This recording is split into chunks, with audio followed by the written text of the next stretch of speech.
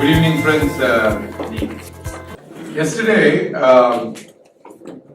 Ashok had come down, from Houston. Then, primary purpose to land in Hyderabad was to write a $1.5 million check to one of the Hyderabad startups. Thank you, Ashok, for making little Hyderabad little rich. Little Hyderabad little rich. But hopefully that particular investment will make a lot richer in the next couple of years. While we were discussing, so I invited our President Kali to have lunch with Ashok. During the conversation, I thought I requested Kali to see if we can have the fantastic charter members of Hyderabad get together. So then Ashok was a little apprehensive. Do you think that people will come? And I said, to guarantee you that at least 25 to 30 people. You said 20. So now at least 25 people are there. But you said 20. I said 20, so I stand corrected. So now 25 people have come. So thank you guys for keeping the respect of TiEHyderabad. On that note, I want to introduce Ashok. Ashok, I've known him now for almost 10 years. 10 years.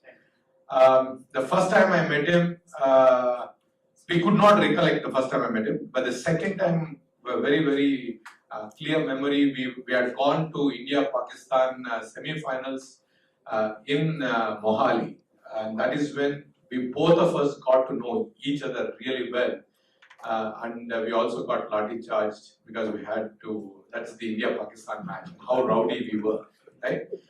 So that explains. But one of the things what I do want to highlight about Ashok was, he was the TiE Global Chairman for 4 years. And without a doubt, from the beginning of TiE Global as an entity, till date, no global chairman has visited 49 chapters. If I'm getting my math wrong, please correct me. Your memory is amazing. Thank you. 49 chapters across about 14 countries at the time. No, we were a total of 18, but I didn't go to Pakistan or because. So that's what. So out of 19, you visited 16. 16 countries. So that tells about the kind of effort as a leader he has put in for the growth of the organization. So he had instituted quite a few changes from the global perspective, the bylaw changes. He is one of those global chairmen. He ensured that the meeting minutes of the TiE Global would be on the TiE.org website so that each and every charter member would come to know what was happening at the global level. So that is how Ashok had ushered the changes across the various chapters. Also, I would like to bring to your attention that Ashok is a prolific investor. He is not only a serial entrepreneur, but an investor with a Midas touch.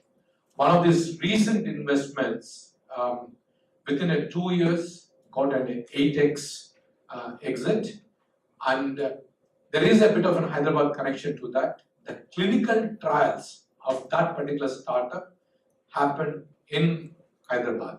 Yeah. So Ashok and Hyderabad are two peas in a pod kind of a thing. So Ashok, it is of my immense privilege to host you in Hyderabad and invite you over to share your wise and wisdom. And I said wise, VIC. So we all sinful people. So we would look for, along with the wisdom, we look for that. And none other than our beloved President Kali Prasad is going to do the moderation, do the fireside chat with one of my favorite leaders, Ashok. Kali, please, all yours. Thank you, Murali. So it so happened 2 days ago, me and Hani and Sriram in my office were discussing this concept of dragon. So we were thinking that we need to have some sessions on how do you spot the dragons in a portfolio of any fund, which alone can take care of the entire return expected from the fund. Suppose you have 100 million fund and you invested in 20 companies. So one of the 20, assume that you invested 5 million there. This 5 million should give you at least 50 to 70 times of return to give you final about 20% IRR to the fund itself. If everything fails, this alone can save you. So that is the dragon. You normally hear this unicorns. A lot of people made investments, a lot of people invested in unicorns. But the return each investor getting from unicorn may not be very high, because depending on at what stage you invested, your return depends on that in that unicorn. So therefore, the dragons are very important. But the thing is, how do you identify those dragons? At what stage you can identify them? So once you identify at whatever stage, can you get the multiples? Say 50 multiples, maybe a 70 or 100 multiples over a period of 5, 7, 10 years. So that's the question today I am posing Ashok. And with his wisdom and experience of investing globally, and he also I think has a lot of groups of people who are also investors, and they may have seen those dragons in some places.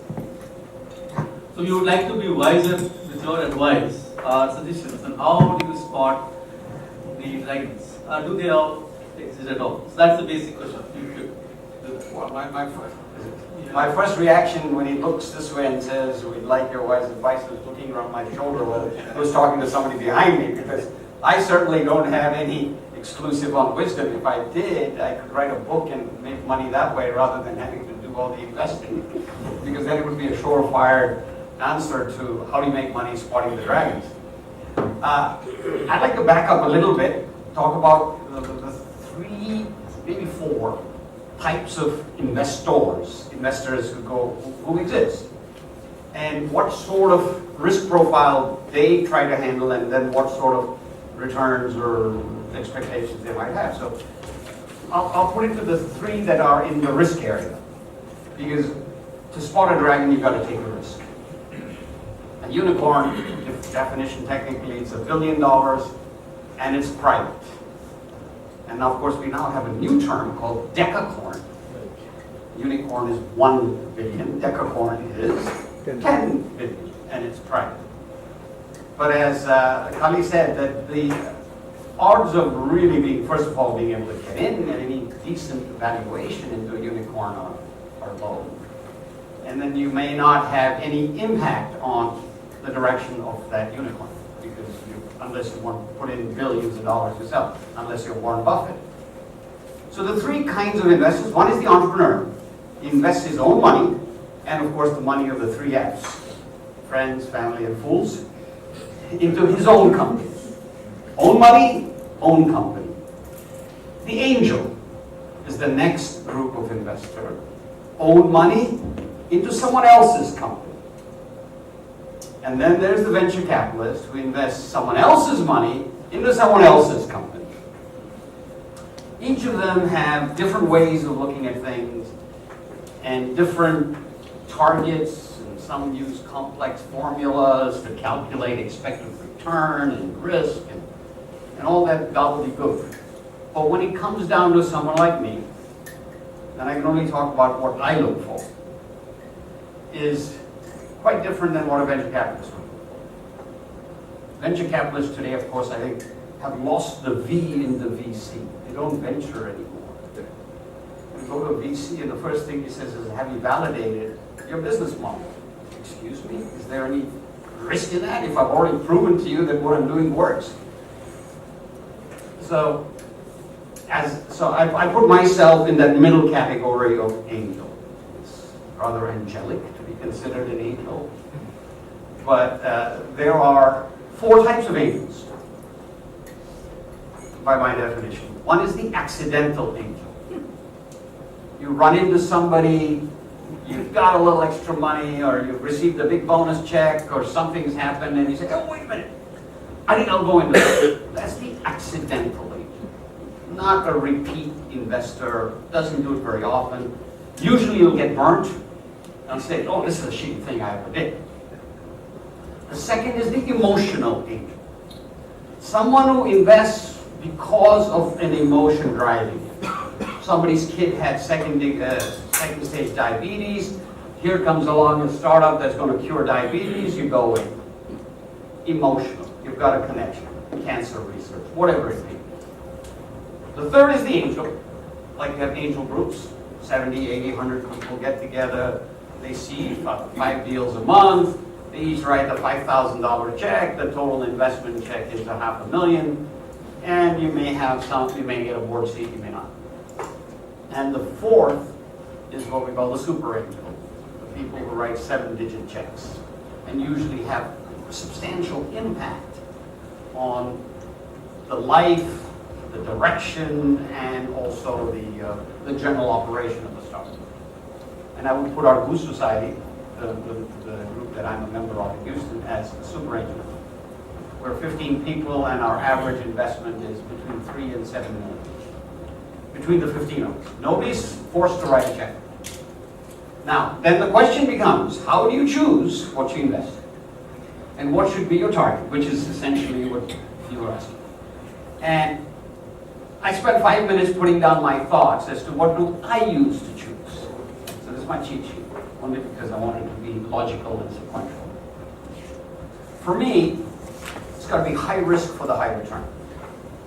So it's always early stage startups. I'm not interested in a mature unicorn style. So for me, the dragon can only come from an early stage startup. So that's number one, high risk, high return. Number two, the ability to impact that startup in more ways than one. So that the founder is coachable, open to mentoring, open to some suggestions. Isn't someone, who's just graduated from Harvard and thinks in 2 years they have the corner office and you got to call them sir. That sir I spell C-U-R. Supposed to laugh. Sir, cur. Cur is a dog. But you spell the C like in Italian and it's sir. It's too complicated for so without a drink. Without a drink. You spotted the dragon now. Yes. The third, in this high risk, high return potential environment, third driver has got to be the ability to deliver soft capital, not just the money. Network, contacts, potential customers. So you're in the business of something to do with home products. Arthur Blank, the founder of Home Depot, bingo, that's soft capital. The fourth is the business has to have the ability to scale. I think about a really cool product called GoPro. How much ability does GoPro have to scale? Versus something in the medical device arena, let's say. The opportunity to scale is much greater. So that would be another one of the driving things one looks at. Here's the key. In a high risk, high return, early stage startup with a substantial check that you write, you get to pretty much set the terms of the investment.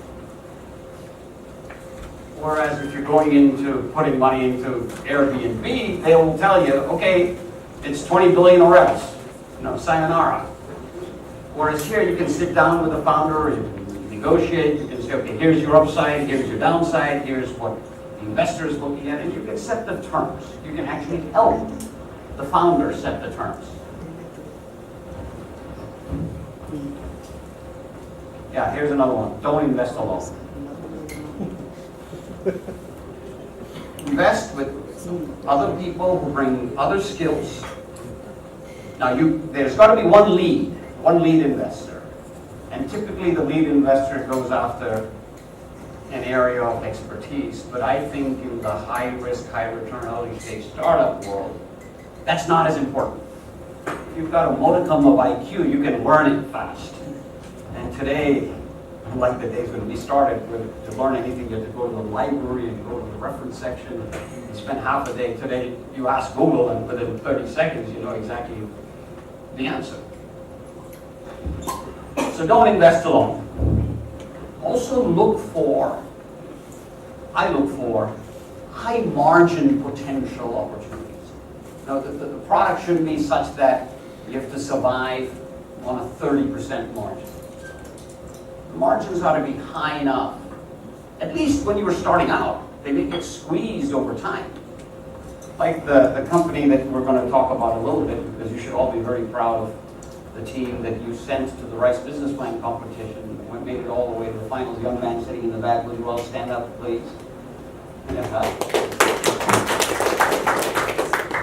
will talk about that. Yes, we will. But I'm coming to the high margin. His product, at least right now, we think, has a 95% gross margin. We think. But if you started off by saying, oh, this is a 30% gross margin product, you're dead. And finally, you look for, at least I think, rationally, a 5x return in 5 years. You may end up getting 30, 40, 50x, but look rationally at a 5x return in 5 years. Don't get too greedy up front. And what will happen is if you're very selective. See, I don't buy into the invest in 50 companies and one of them is going to give you the return. I expect every one of my companies to get a return because I'm very selective. And so far, touch wood, they have. I mean, not all of them had 8x or 10x or 12x, but none of them have flamed out. Because very selective. So and how do you then, now we come to the rub. All of these are nice technical points. How many points are 2? 8 points. How do you then say, okay, here's where I can reduce the odds of failure and increase the odds of getting that 5 to 10x return over 5 years? And there's only one answer. Invest in the brightest and the best. Forget the technology, forget the product, forget the market, invest in the person. Bright, young, best of his kind or her kind individual. If you can find that person, don't let him go. And so that's why if you're selective and some of these other technical criteria, that's the way I look at it. I don't know if I'm going to end up finding a lot of dragons, but so far we haven't really run into any, rats. Did you, in your experience, so many Did that make sense to all of you, by the way? Yes. Any of it was off the wall? No. You're a lucky man. Lucky. That's the 9th point. That is a nice. You might be right. You might be right. No, absolutely. But I would like to quote Gary Player, the famous golfer from South Africa, when he won the Masters, coming back from 7 shots down, and the commentator said to him, boy, Gary, you were really lucky today, weren't you? He says, you know what? How funny. The more I practice, the luckier I get.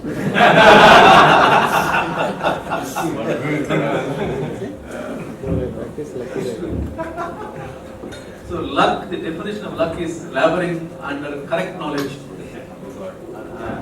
There's no luck there also. so that's You were going to ask me something. Yeah, so in your experience, all the investments you made, was there a case where the product is just not very Not sexy. and you see the business also, it's a lot of competition there, but somehow found the guy is so competent, so ambitious. Sure. You better the guy and you got a lot of returns. So any example you can give us how you fight for this people? Well, I'm hoping it's usual. Because window cleaning is not a very sexy industry. Now, the product he's come up with has a lot of applications beyond window cleaning skyscrapers. Because it's robotic, it's able to go over obstacles and all kinds of fancy things. But I'm investing in the young man more than anything else. Now, what about the past? In the past? Well, yes, absolutely. The company in Germany, the one that he referred to that we exited, the technology was fantastic. It was really sexy technology. But also the two young founders were just amazing, the two young men. So it was a combination of really sexy technology and really cool young men who were bright, unafraid to push back, but open to be coached.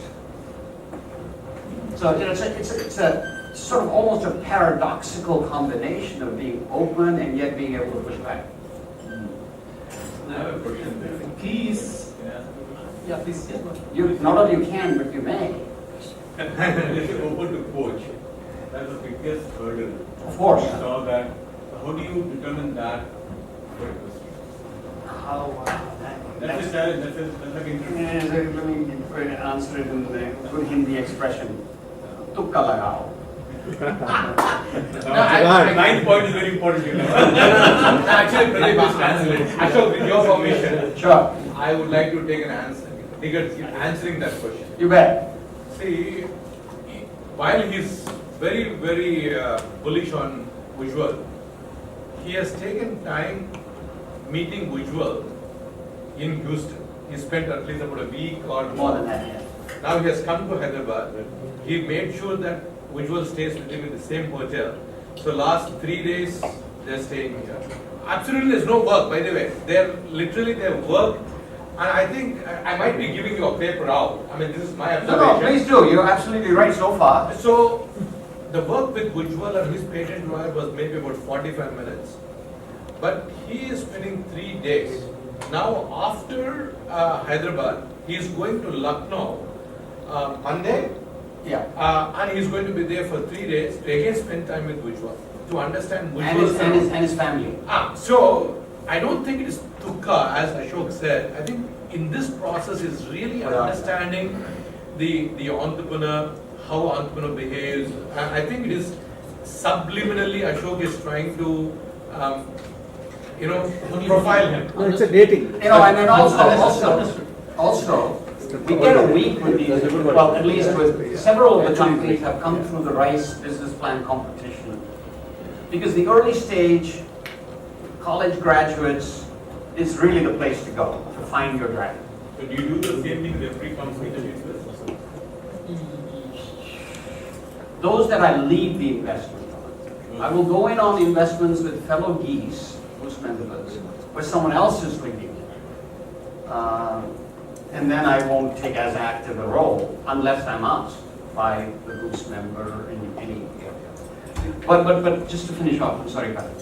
The week we get with these young men, whether it be with the two German guys who we talked about just before this, we got a week and a half with them. Whether it be with Ujjwal, whether it be with last year's winner of the Forest Devices people, we get so much time with them. And we get to say, when we're tearing apart their pitch and saying, you got to change this. You really wait and see how they come back. And a lot of that you're right, it's really not tukka. So let me then ask another question on top of that. Is it you like to go only with the youngsters in this case because they're coachable? You not go with the Well, no, I think... I'm just asking you that. Yeah. No, it's nothing to do with You're right. youngsters. No, because they might be more coachable, they're amenable to the changes. I don't think so. I think young and old, it's character, it's personality, it's... Have you done anything about like 35? Sure. And you were able to coach them? Yeah, well, I mean, coaching's not that important. It's just that they should be coachable when needed. I understand. Only if and when needed. And like there was this one company I'm in, which is they are actually making in laparoscopic operational gear. They make a device that will detect the presence of a blood vessel before you can cut. And this is a doctor who's 50 years old who has invented it, and he's a great guy. So it's fun to work with him too. It's fun to be in the operating room and watch that stuff. But right now we're only working on pigs, but still, humans are to come shortly. So you invest all this time before writing the check or after writing the check? Yes.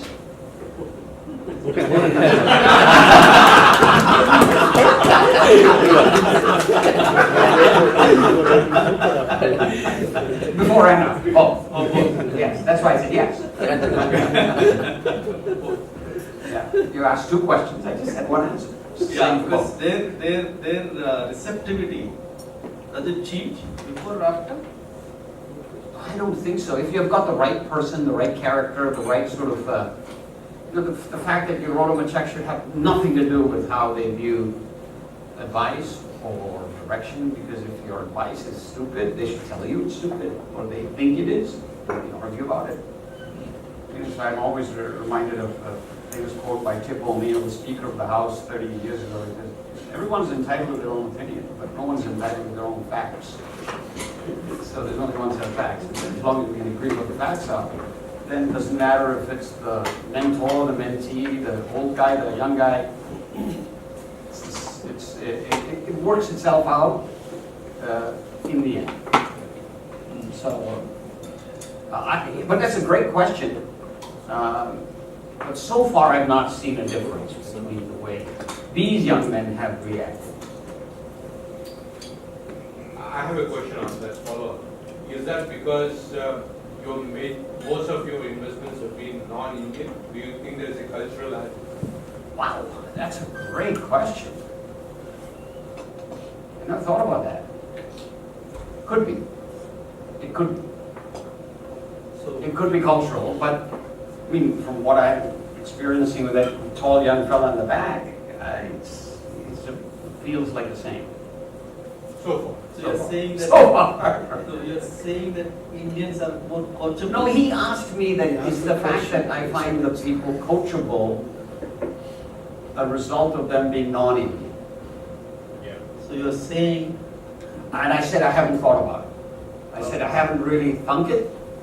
But if you And reflect, if I reflect, Germans and then this guy, what do you so think? the Germans are less open, but these two young men were exceptional. Very open. One even more than the other. One was a bit stubborn. The other one very open. But sometimes their,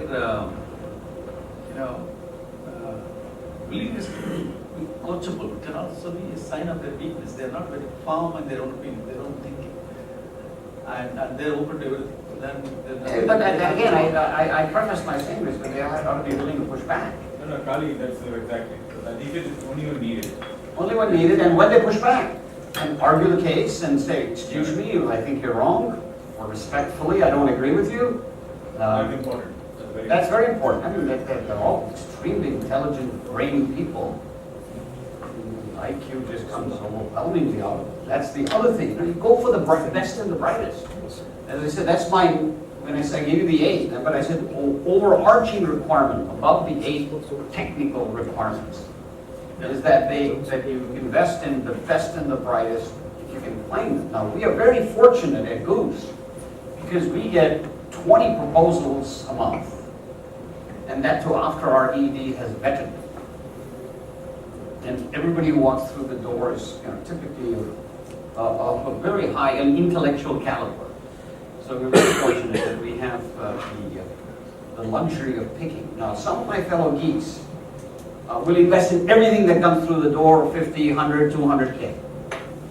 Me, I'm the opposite. That's why, so far at least, none have flamed. They could tomorrow, never know.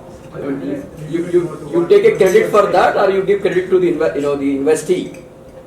All of them have become successful. I mean, you not lost the money. How much credit you take for yourself and the founders? I would say 110% for the founders, Okay. and whatever's left for me. What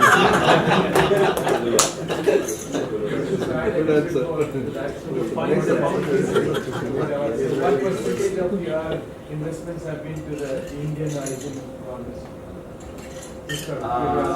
Well, one has been for the, so far, not the growth, it's not, we haven't invested yet.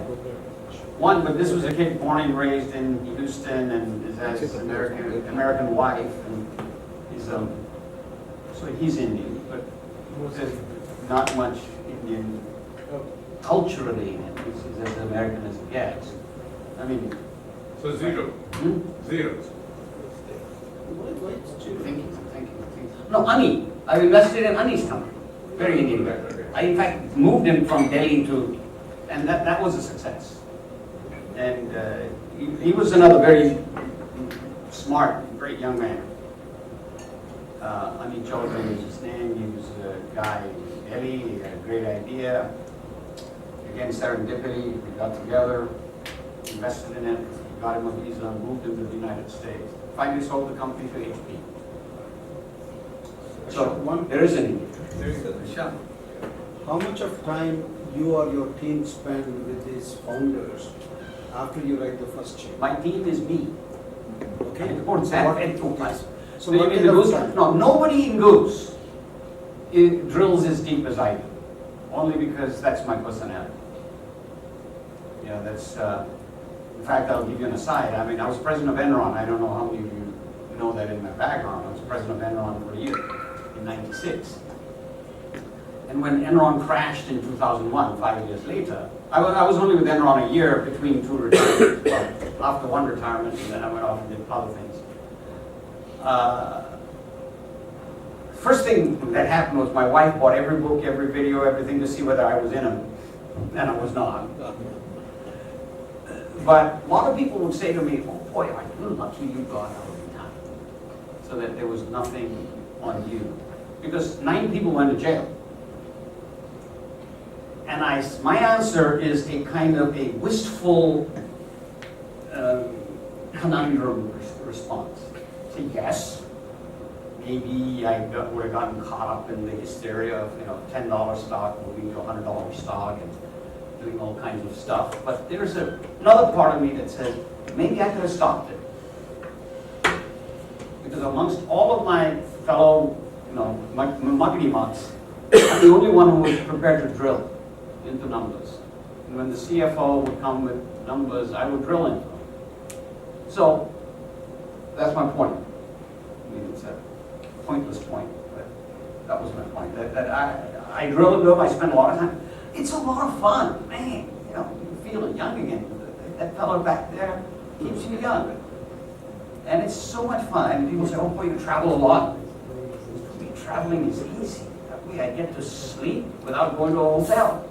I sleep in an airplane seat. Coming from life sciences, I'd like to know how many of these companies are drug discovery based? I will not touch drug discovery. I will not touch cancer. I will not touch drug discovery. This is for the big guys. Now, I do have another company called BioMedX. Well, it's really not mine. It's my German friend Christian. I'm just chairman. But it's his company. He's the genius who came up with this. And it is in Heidelberg, Germany. And our premise is that big pharma is incapable of innovating. And our pitch to them is, you have no clue how to innovate. You cannot attract good people. You don't let them publish. And you'll spend hundreds of millions of dollars before you fail. So give us $5 million. We will recruit the people, give us the project, and in 4 years, we will come to you with IP. If you like it, we keep it and pay us another $1 million. If you don't like it, we get to keep it. And then we put out a worldwide call for staff, and we hire, do a 5-day boot camp, hire them and move them to Heidelberg. And so far, currently we have 15 teams. I'll give you a very cute product that we have actually solved for Johnson & Johnson. Johnson & Johnson's consumer group came to us and wanted us to come up with a solution where you could use mouthwash instead of toothpaste in brushing your teeth. Because why do you brush your teeth every morning is because When you sleep, a film collects all over your teeth. When you're awake, you don't have that film. I mean, if you were to stay awake through the night, the next morning, if you're still awake, you don't have that need to brush as much. So this would be sort of the holy grail if you could come up with a mouthwash that'll obviate having to brush your teeth. No toothbrush, no paste. And in 2 years, we found it. We found it. And they have bought they paid us the success fee and took the invention, and one of these days, when you have a mouthwash where you don't need to brush your teeth, remember me. So that's a different company. So for investing, which is what Kali's topic is, I don't touch it. That's me. I don't know. I'm not a molecular biologist, and the risk is so high. 1 out of 1,000. Who do you suggest that these guys who are doing university research, they come up with new innovative molecules? So for them to really, who do they go to for investments? You mean in the drug and pharma and cancer, that area? Well, the only place to go to is big pharma. Big pharma is the only place where the resource to get a drug through FDA is $3 billion. I mean, how many people have $3 billion hanging on in loose change? Ashok, what is your current portfolio? How does it look like? How many fintech? How many medical tech? How many AI? Or Well, I have to split it into what I personally drill deep into and handle, and that's 9 companies, where I'm chairman of 9 companies. And then I've got a whole bunch that, like my money managers invested in, or in mutual funds. Who knows, and who cares? I do not check my portfolio. I only wait for him to send me the monthly report. 3 of them. There are 9 of them. 3 medical devices. One's in early stage stroke detection. One is in this laparoscopic detection of blood vessels. There's one in batteries, where we're trying to develop the next generation battery. In fact, here's a story that'll tell you that not everything can be a success when it looks like a success. This company, we had it sold a year ago. The buyer was a Chinese giant company. We had it sold, the documents were done, signed, they had even moved their yuan into dollars in the bank in Hong Kong, and there was one last step. And I don't know how many of you have dealt in the United States, but it's called CFIUS. It's CFIUS, C-F-I-U-S, Committee for Foreign Investment in the United States. It's the 5 departments, secretaries of state and their staff: defense, homeland security, commerce, state, and they approve any foreign deal. And usually, it takes, for anything to hit their radar, it takes over the $100 million level. This was a lot less, but all the investors were going to walk away with about 7 or 8x. Trump nixed it. Why? Because it was China. So there we go, back to the drawing board. Pardon? Yes, he is a son of a bitch asshole.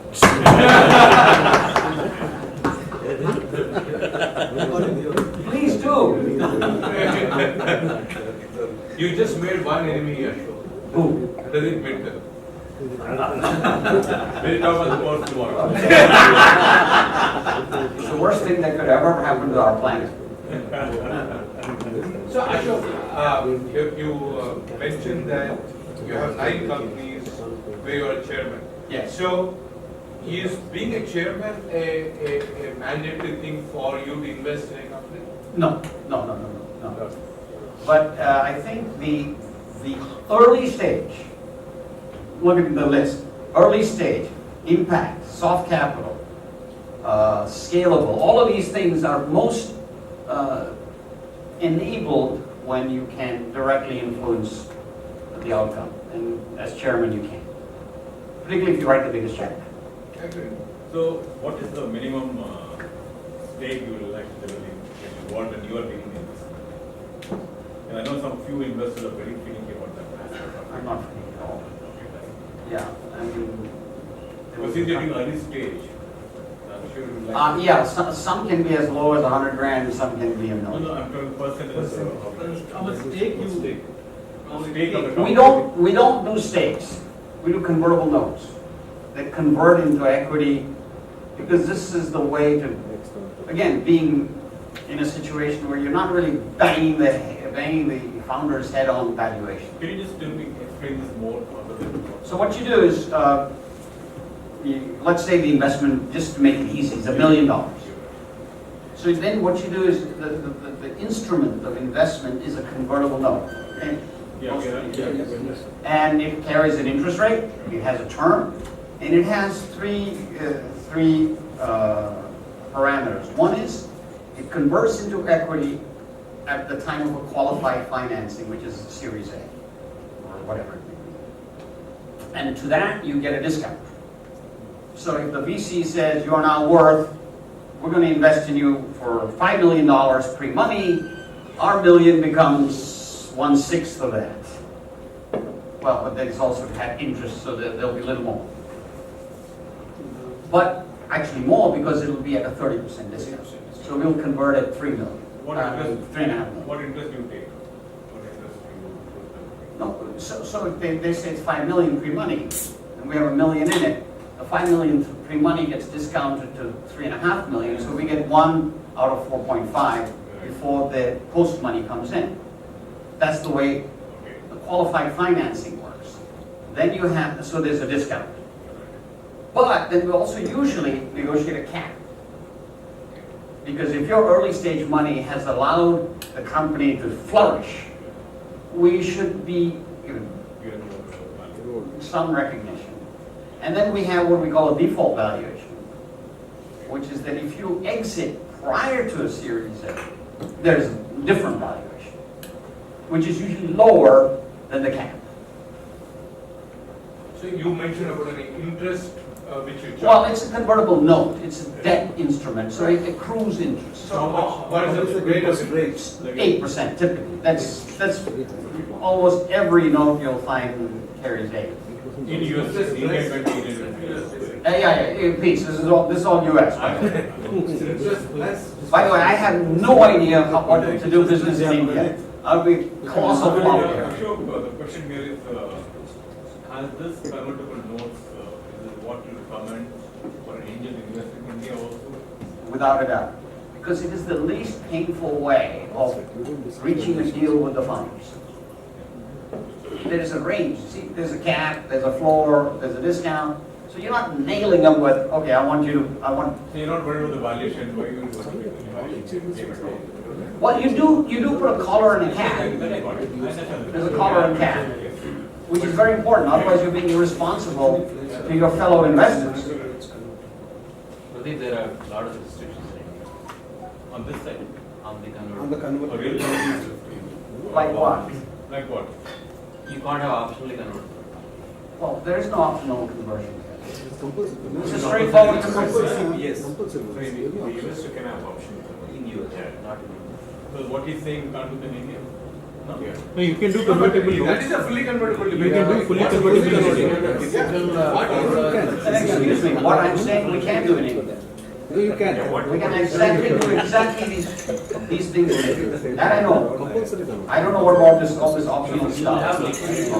But only foreign money cannot come under the optional. We never push for liquidation programs, because that's unfair. We're trying to be fair. Now, if the note rolls over a couple of times, 2 years expires and they're still hanging in there, and you want to roll the note over and 2 years expires again, then you say, okay, wait a minute. We can't keep extending the discount. You go from 30 to 35 to 40 to 45. So instead of going all the way to making 80% discount, you say, okay, we want a liquidation preference of 5x or 3x. Ashok, no, I don't see Ashok, why the that should question be a is, problem.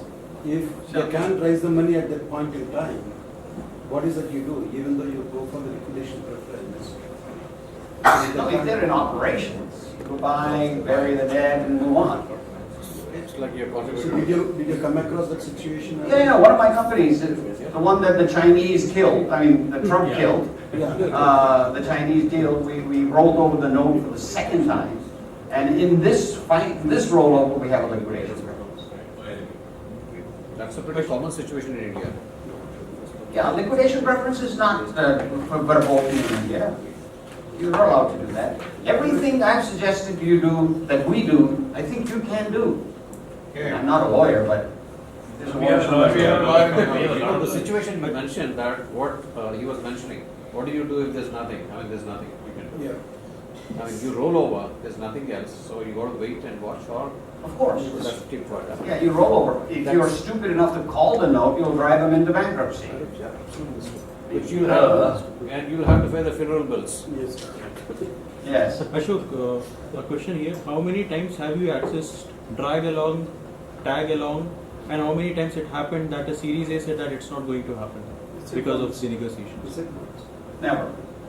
So you never access a drag along, you never Never. access a tag along, Never. and when you negotiated, never a Series A went on. No. Most of them have, we've been fortunate. We don't have to worry about that. Typically, you take the protection, but practically. Tag along and tag along, right? Yes, I don't like multiple classes of stock. No, drag along not only because of stock. Yeah, I know. Economy is just like, Yeah. Go with the. go with the Unless flow. you're Right. know the industry. No, everybody's equal. When you convert, everybody's equal. There's no need to drag or tag or anything. It's a very democratic approach. You And then know, how does most of the investment happen in USA? well, I mean, if you hire a banker, he's got to justify his fees, so it'll come up very, very complicated ways of doing it. Can Me, he go home? I try to keep it simple. He can have the drinks. You can have a drink. Let's have He it. is Thai president now, so I don't know. Me, I try to keep it as Yeah, simple. but the problem is he has a jacket on. See, his first designation on the board is office manager. I don't do the detail. Ashok also do straight equity, I guess. I beg your pardon? Do straight equity as well, I guess.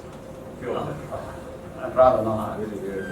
Because straight equity means the company is already somewhat mature. No, or if the founders were to know their valuation, or they come with a valuation which you think is Excuse me, that is the ultimate oxymoron, that the founders know their No, valuation. they come with a valuation which you think.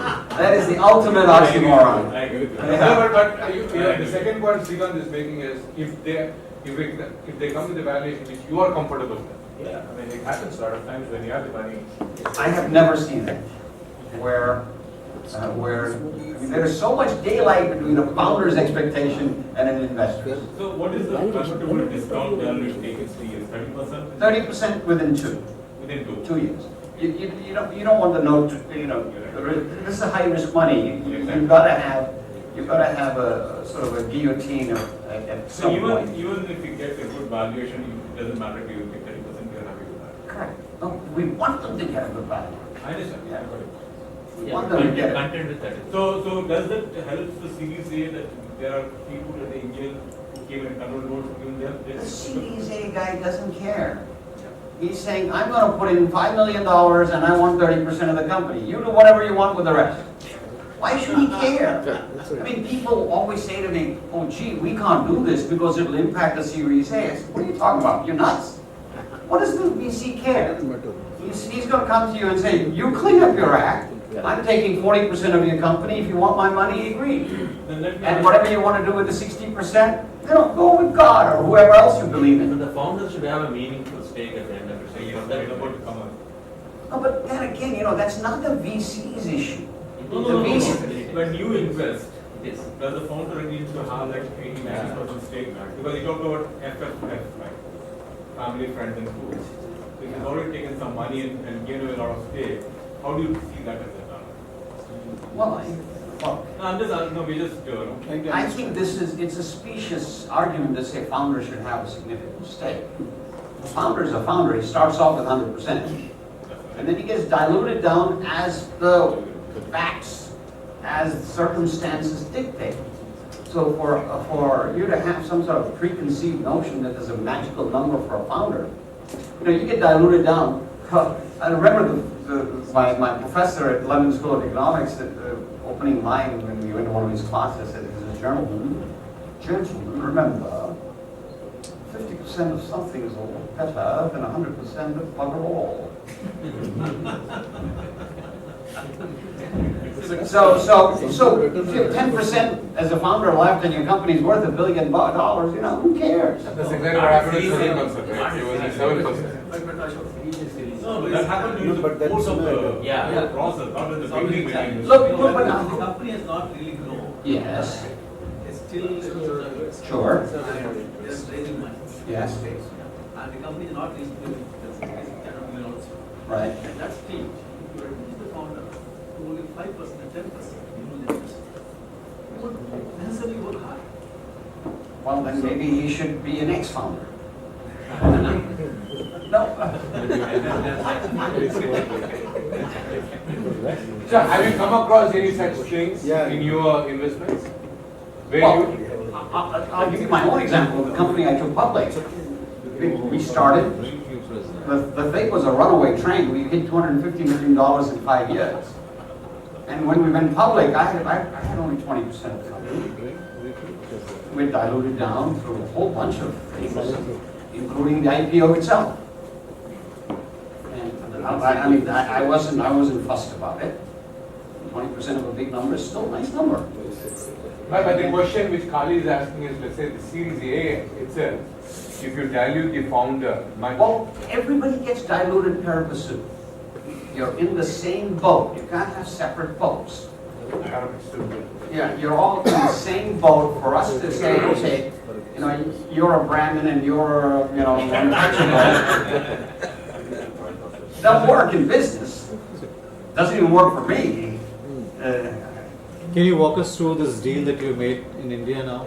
From by what interested you and how it translated? No, we're going to talk about it. We haven't done the deal yet. No, the one in Delhi that is referring to. Oh, that was in 2003. No, actually, Or you want the news story? The news story. Yeah. The news story. For the young guy, that how it all happened. That again, I think, we request him for that journey. No, we will talk about that as something where I would love for TiEHyderabad to step up. I mean, what ended up happening with WCB Robotics was an accident. And of course, we should justifiably be proud of the fact that it's a TiEHyderabad team that did so well in global competition, in the world's richest businessman competition. But it's a bit of an accident. And I think that if you all, with all the brain power and success that is present just in this room, you could do wonders. Make it absolutely dynamite. I mean, do you have a preference versus sole founder versus multiple founders? What is your take on it? I really don't have a take, but if you forced me to have a take, multiple. Okay. At least two. Being a founder is a very lonely thing. And it's kind of nice to have someone in the same boat as you to bounce stuff off. But it's fraught with other issues, which is potential for fight. Therefore, you have multiple founders. Early in the game, as an investor, I insist on an inter-shareholder agreement, which is you set up the terms when everybody's friendly. What happens if you fall out? Who breaks the tie? Who has the rights to buy the stock? What's the vesting schedule? Who has right of first refusal? All of that stuff should be upfront if you're multiple. And if you don't have it by the time we all come in, we insist on it. But in the end, multiple versus sole, I really don't care. But like I said, if you forced me to, I would say it's okay to have. So, a lot of data, empirical research says that the companies startup Yes. Yes. are more successful in terms of number. Yeah, well, that sort of validates a little bit. I mean, I didn't know the data. I'm glad that's the data, but I've seen, sole founder companies also do spectacularly well. So in your case, I mean, the exits which you have gotten, you have more multiple founders, or is it the Which one did you? They're about dead even. Dead even. They're about dead even. So Sham, you have a hope and I have a hope. Yeah, they're about dead even in terms of multiple versus sole. So They both are lonely. Your own inches or your investments?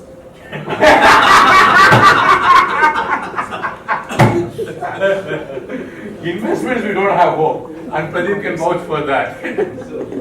So I think, yeah. Let's switch the gears to mentoring.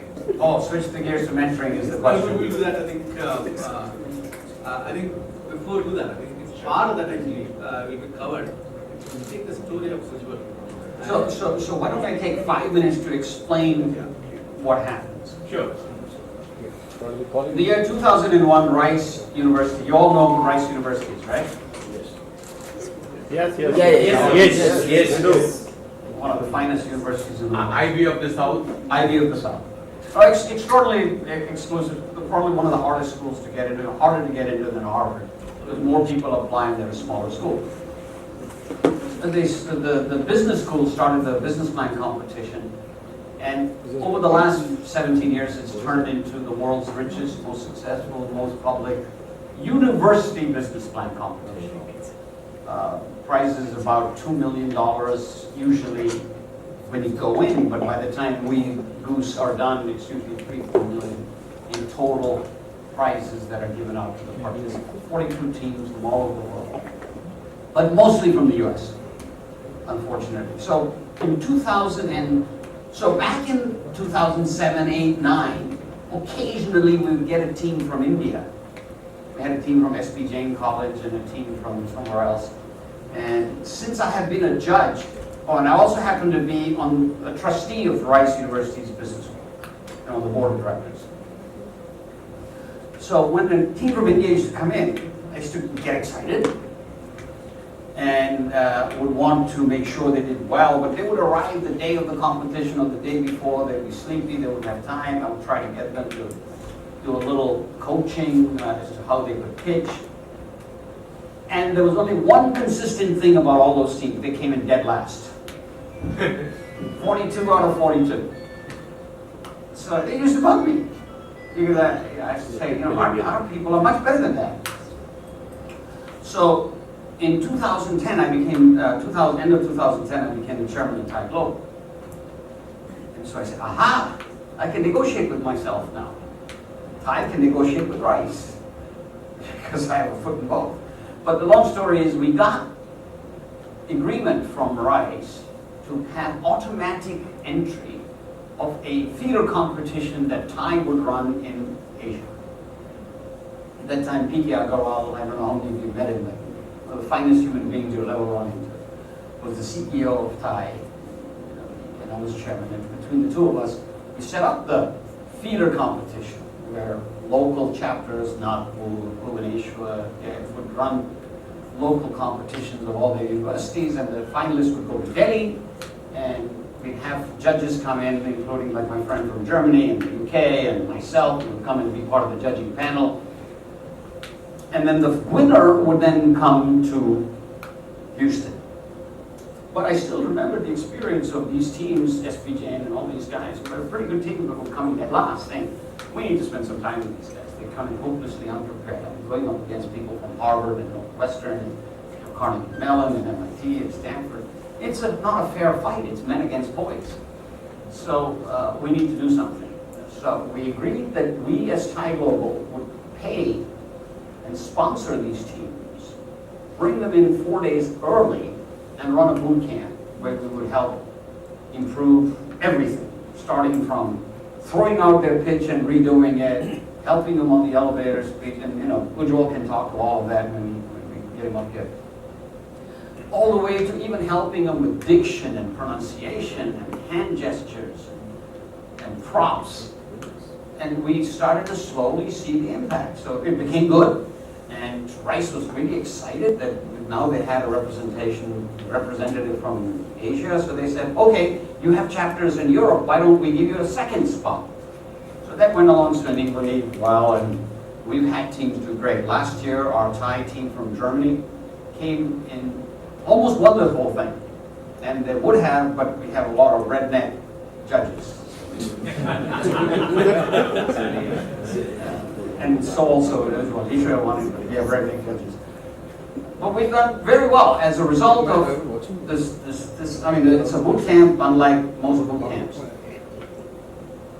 And what has happened since I left and PK left is that the communication about the rice/Thai business plan competition has sort of died. And what happened here was Ujjwal won your local TiEHyderabad. And when I asked Thai Global, who's the entry from Asia, they didn't know anybody, but they said, oh, okay, there's that one over there, take that. And so that's how he ended up being the entry. There was no formal process, which is a little disappointing. I'd love for you guys to get back into that. And the way Ujjwal did and the way our team from Germany last year did makes a huge impact on Thai. We get, in October, if any of you are going to be in New York City at NASDAQ, October 15th, is when we get to ring the closing bell. The winning team gets to ring the closing bell. And Brad, who's the head of the CEO of the competition, spends a lot of time talking about it.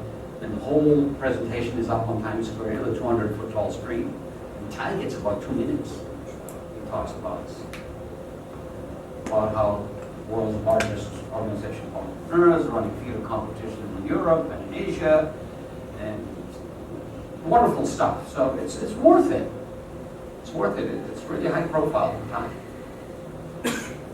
So when Ujjwal landed up there, Ask him. Come on up, Ujjwal.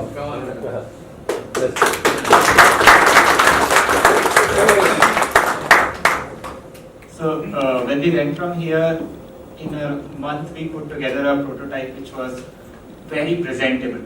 Because before we went to the competitions, our prototypes were testing prototypes. They were not supposed to be presented at competitions. It took all our time when we went there. I remember the first day we had Ashok sir and 3 other people. They said, give me your pitch. And I was showing, okay, after 3 slides, this blank slide is supposed to have the market. Then after a few more slides, this blank slide is supposed to have this thing. That was our condition. Because we did not get time to prepare the slides. We got the robot done, but the time for slides was not there. And I did not expect that we'll have every detail scratched and it done at such a elementary level. But all the mentors, they helped us at every single thing. We put together the whole slide. We did it the way that Americans would prefer rather than the way we had experience in India presenting. So if I say from my experience, it was very different slide, very different pitch deck that I would have come up with because of my experience in India. In India, they would not want too much technology. But we had a lot of time spent on technology in those slides. So those things we couldn't have guessed. But because of the detailed guidance we had, don't put this effect. Don't explain it that way, explain it this way. This is more intuitive. The detail of the efforts that went into it, the elevator pitch that we gave. We brainstormed 4 elevator pitches and then we tried it out and one seemed to feel good. But I was very confused that it had a pun, that elevator pitch. And I was confused whether people will get it. And one of the mentors, he was, yeah, sure, they'll get it. I was not confident that that pun will work. Because if everyone did not get it, it would have been a disaster. But because of their experience, we knew that it will work for those people. And that 3 days of mentorship. Can you share that elevator pitch? You want a video? Or Yeah, why don't, if you have the video, that'd be great. I think that would be better. Pitch. That would be better. No, actually, but just to get the feel for what Rice Bootcamp does, right? Yes. 4 days, how The you United guys. States has ever won the elevator pitch competition. First foreign team. Speaking not in his mother tongue. The reason I made that a point is that you're delivering an elevator pitch. You're the most comfortable doing it in your mother tongue. And here you're speaking your second or third language. You went against MIT, Stanford, and Northwestern, and Carnegie Mellon. It's amazing. Yeah, you did it. Definitely, but the other way of looking proud is for a lot of people in his generation, fortunately or unfortunately, English is quite wrong. Not in American way. No, but we rehearsed it. We glorified it. Very different. But still, give him credit. Yeah, no, that I'm not taking. I was more addressing the other point of Indian language. No, for sure.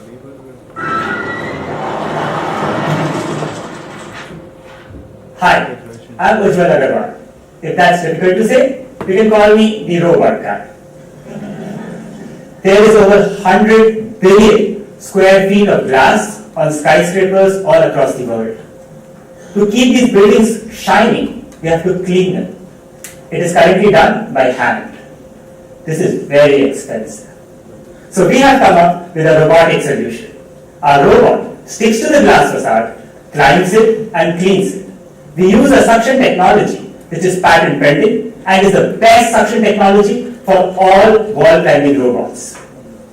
So in other words, our technology really sucks. We are in here to raise $600,000 US as an investment, and if you want to know more about our technology, come and visit us. Good singer. But he sang a Bollywood song. We were, it's pretty embarrassing. So, when they said that we should not have Ujjal's team come, I wasn't ready for it. I said, look, let's go talk to the young man.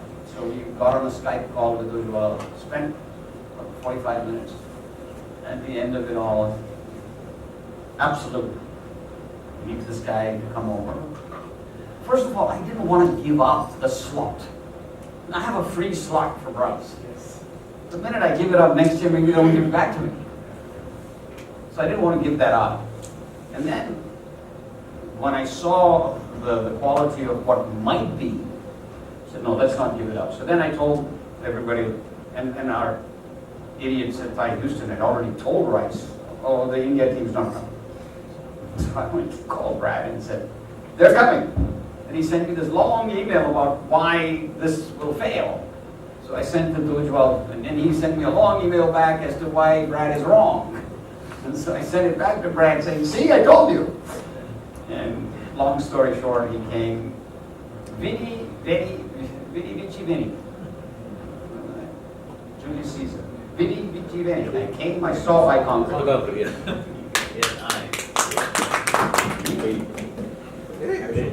I have two questions. Yeah. I mean, most of your investments are into B2B, something like that. Do you have any preference? No preference.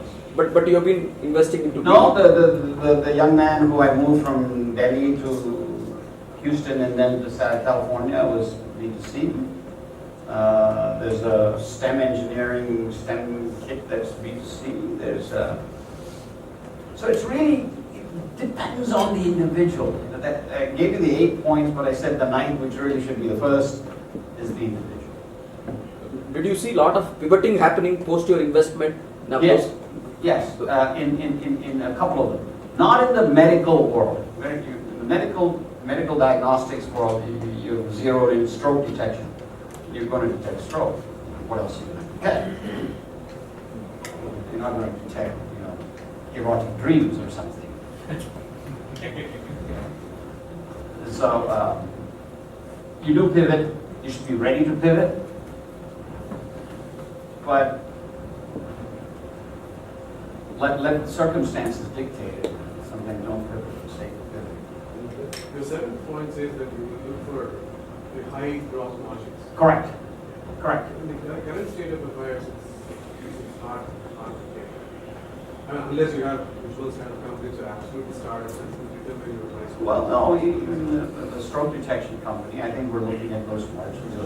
I mean, you're talking about services versus product. Right. Yeah. So he's talking about product companies. No, but even services, for instance, if you go for some SaaS-based kind of. No, that's a product again. Yeah. Product will always have 80-90%. Oh, you mean services where it's like staffing? It's something like that, more of a service. Yeah. Well, yeah, but scale is hard. Dealing with hundreds and hundreds of people. people for the Like sake of any doing IT it. company, if you take Infosys, it's not like 80% margin, it's 25-30% margin. Correct. That's hard now. That's hard. Really? I mean, it's- Well, I mean, I don't invest in those. Answer is, I don't, I'm not smart enough to figure those out. You have defined innovation very well in one of the videos. Yes. Right? Yes. So you said innovation is an idea that does the transformation. Idea or invention I mean, in idea as an invention can that be- it transforms an idea that can be mutated into goods and services that customers buy, right? that customers buy, and the emphasis has got to be on newness and novelty. Right. And is there any such definition for being a mentor? Because many people perceive mentorship as different. Yes. Many mentors do different mentorship. Yes. So is there some common ground you have in that? Yes. Yeah. Don't be an asshole.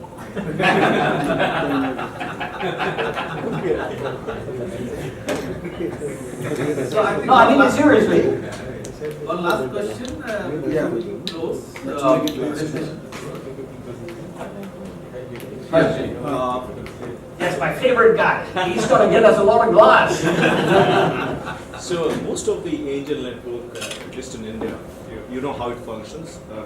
Someone comes, pitches, and if he wants $100,000, and it gets distributed among the people, 6, 7, 8 of them. Now my perspective or the issue I have is, if that $100,000 or $150,000 get divided into 10 or 15 people, Right. and each of them writes a check of 5 to 6 lakhs or 7 lakhs. Correct. And for most of the people, that 5 to 6 lakhs doesn't matter. Correct. As it should. Yeah. As Doesn't it matter. should So not. what happens? Otherwise, they'll be a pain in the ass. So, what is the value? What is the value this investors? So, someone comes and pitches. I'll just give you one perspective. Someone comes and pitches a new guy, fresh out of college. He needs 100,000, 150,000, and 10 people will write a 5 lakhs or 7 lakhs check. And as a result, I feel that 5 to 7 lakhs check does not pinch people. They don't show interest in mentoring, don't show interest in Sure. trying. So do you think this model is a good model? My perspective. Well, I said it was the third category of angel. It's the angel network. People writing $5,000, $10,000 checks. And the value there is money. I mean, there's no startup that's going to get off the ground without money. Yes, sure, the soft capital is great if you can get it. But the first thing you need is you've got to pay the bills, and you've got to be able to build your product, and you've got to be able to get it to market. So, sure, it's not as good as having soft capital, big networks, the guy like you who can take Ujjwal to 8 million square feet of office skyscrapers. But beyond that, it's money. And it's good money in that the guy is not going to bug you. Oh, when am I going to get a return? When am I going to get a return? Because if he doesn't care, the worst kind of investor is the one where the 10,000 is going to be important and he wants to turn it into $1 million and he's going to bug you for the rest of your life. That's the worst kind of investor. So the angel network that you're talking about is okay. It's not the best, but it's as good as it gets for that group. And this is how even the angel network in US operates? Sure. That's the... Yeah, and the numbers are about even between the three groups of investors. The three Fs, the angels, and the VCs. They all invest about $40 billion a year in startups.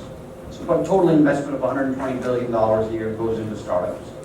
Of these three categories, sometimes you have startups that come with private equity and some other kind of family funds and that sort of thing. So, I mean, and in the angel 40 billion, maybe this is a goodly portion of it, maybe half. So it's money, and it's being deployed for the right reason to help young entrepreneurs and startups. I got no problem with it. I mean, it's not the best money, but better than no money. Got it. So, okay, I think we'll take a lot of time. We are going to close. Now, we will move from this place to the bar on the top floor. Oh, now Where you're we talking. We will continue the discussions and also dinner later. Yeah. So, may I request our Vice President Suresh to give a small. Oh, that's awfully nice of you. No, just being here was rewarding. Wow, you guys done this fast. Thank you very much.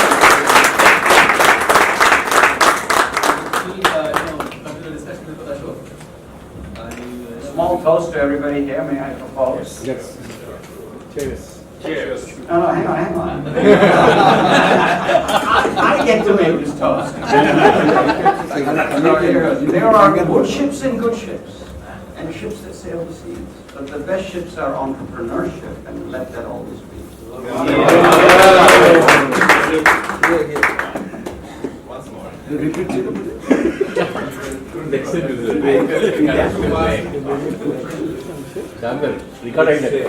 Thank you, this is beautiful, thank you so much. Best shape is the entrepreneur.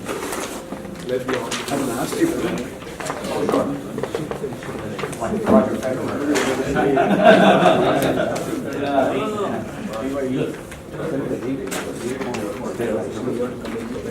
Like this,